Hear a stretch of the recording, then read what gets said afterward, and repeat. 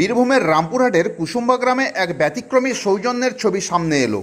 একটি বৃক্ষরোপণ কর্মসূচিতে যোগ দিতে গিয়ে প্রাক্তন মুখ্যমন্ত্রী মমতা বন্দ্যোপাধ্যায়ের মামা অনিল মুখোপাধ্যায়ের সঙ্গে দেখা করেন রামপুরহাটের বিজেপি বিধায়ক ধ্রুব সাহা। প্রবীণ অনিলবাবুকে দেখে এগিয়ে গিয়ে পা ছুঁয়ে প্রণাম করেন তিনি এবং তার শারীরিক অবস্থার খোঁজ খবর নেন। পাশাপাশি ভবিষ্যতে কোনো প্রয়োজনে পাশে থাকার আশ্বাসও দেন তিনি।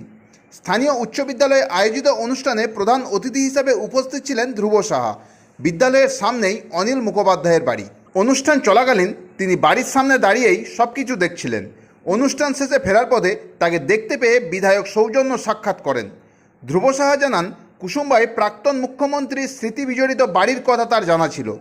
দীর্ঘদিন ওই পথ দিয়েই যাতায়াত করলেও অনিলবাবুর সঙ্গে দেখা হয়নি। এদিন সুযোগ পেয়ে তিনি একজন প্রবীণ মানুষের আশীর্বাদ নিতে এগিয়ে যান এবং তার সুস্থতা কামনা করেন। রাজ্যের রাজনৈতিক পরিস্থিতি প্রসঙ্গে অনিল মুখোপাধ্যায়ের মন্তব্যও উঠে আসে। তার মতে, নির্বাচনে মানুষ ভোট না দেওয়ায় পরাজয় এসেছে এবং দলের কিছু নেতার ভুলও তার অন্যতম কারণ।